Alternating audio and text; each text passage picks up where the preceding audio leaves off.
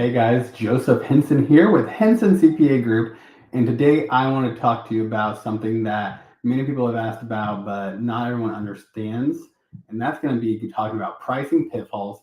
Is your clinic charging what it's worth? Understanding how pricing impacts your bottom line. Again, I'm Joseph Henson CPA with Henson CPA Group. Thanks for joining me today, and if you have any questions afterwards, feel free to reach out, email me, book a call. Let's see what we can do for you. Why pricing matters more than you think. Revenue growth often comes more from pricing than from volume. If you could see 10 people at $10 a person, you make $100. If you can see 5 people at 20, you make $100. If you can see one person at 100, you make $100.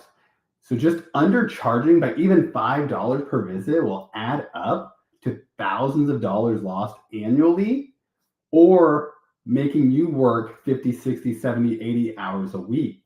Clients rarely leave because of small increases. They leave because of poor communication or service. If someone's coming to you and every year they're just seeing, a $5 increase or 1% increase, they're less likely to leave because of pricing than if you all of a sudden raise your price by 15% or 20%. Small incremental increases are not what's going to break your bank or the client's bank.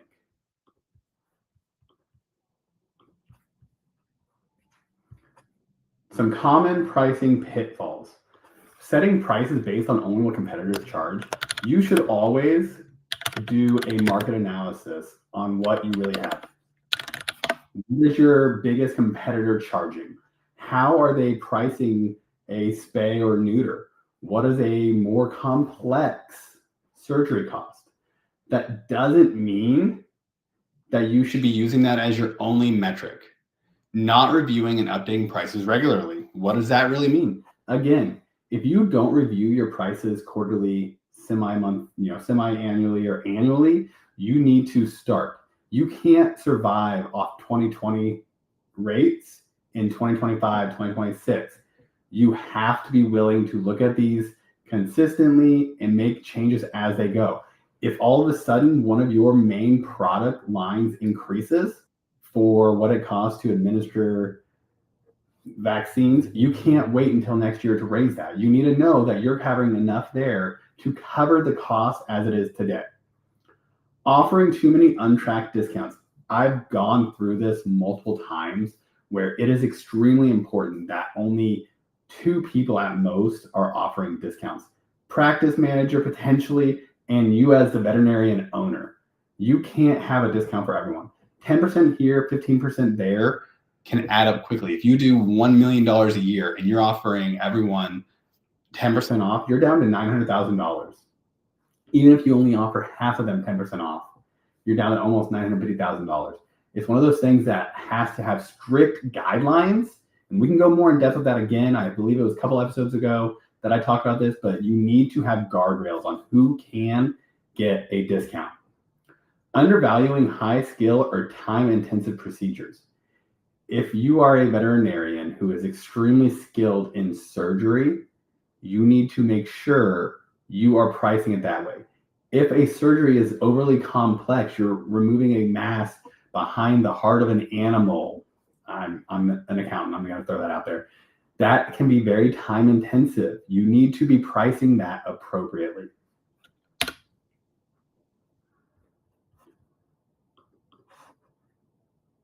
The hidden cost of underpricing. If you're not pricing your services correctly, the lower prices will mean lower profit margins. Recently talked to someone who's trying to get to 8 to 10% profit margins, up from 2 or 3%. You have to be able to have better profit margins to not only support your staff, but to support a life that you've worked extremely hard for. Your staff's time doesn't get cheaper just because you're charging less. If you're paying a registered vet tech $20, $25 an hour, just because you're charging a lot less for a service doesn't mean that you can pay your staff less. They will find somewhere else to go that will pay them more. And then having to charge less because you're underpricing will result in overworking and underpay for the clinic. You as a clinic owner should not be working 60-hour weeks, day after day, or week after week, month after month, year after year. The only time you should be working 60-hour weeks is very, very, very seldom. You had one of your other veterinarians who was covering a later shift and they're no longer able to, you're an emergency vet. Not often should you ever work that. 40 hours a week is what you should truly be working. There's a lot of studies that go in to show that even more than 55 hours a week on a recurring basis is detrimental to your health. So here are some impacts of small changes. You have 3,000 visits a year and you just make a $10 increase. So you're just saying, hey, we would typically do an average appointment is $120. So let's say $360,000. Great. We're seeing 3,000 people. Average ticket value is $120, $360,000. Well, now we're going to increase everything across the board by $10. You're now hitting $390,000, an extra $30,000, not adding any new services, not adding any new staff, not even taking more time for you. You are just making a small change so that you can start to make more of what you're worth. High margin versus low margin services. Exams, diagnostics, and vaccines, often they do have higher margins. There's not a lot of cost to them besides time. Vaccines aren't super expensive. Being able to diagnose something isn't super time consuming. It's not, most of the time, not time consuming. It's not going to take a super expensive machine. These aren't things that have low margin. You can make a lot and see a lot of people. Then you have other items like retail, your pharmacy, and even boarding services could have a lot thinner margins, because if you're boarding, you have to have someone come in. Are you covering the food? Did you price it well enough that you don't have to cover the food? Do they provide the food? Are you walking the dogs? How's that looking? These all add up to reasons. These sometimes cost you more than what you would expect. A lot of times on boarding, if you're making 5% profit, you're doing okay. So the key takeaway on that is don't let your low margin areas dominate your time and resources. Especially if you're a clinic owner operator, you need to make sure you have people on staff who can handle some of these low margin things, because you can't be the one who's doing it all. The role of discounts. Again, I've talked about this before. We'll go into a little more here. Discounts often fly under the radar in your financial reports, especially if you're on a cash basis. If you're not breaking out your sales by product revenue group, we had $10,000 last month. We had $100,000 deposited. Great. What was your discount that you gave? We have some clients we've talked to who in a year, they're making 1.8 million, and you look at their discounts and they gave $200,000 worth of discounts. That's another $200,000 taken out of your pocket as the owner.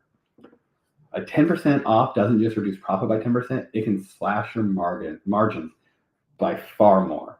You are still paying the exact same cost. Your pricing is what your pricing is for a reason. And I'm not saying that you don't want to give people the benefit of a doubt. Some people fall on hard times.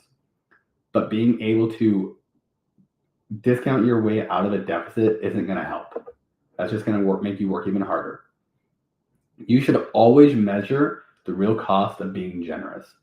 Look at what your profit margins would have been without the discounts compared to with the discounts. Even a 1% to 2% difference in profit margins adds up to tens of thousands of dollars.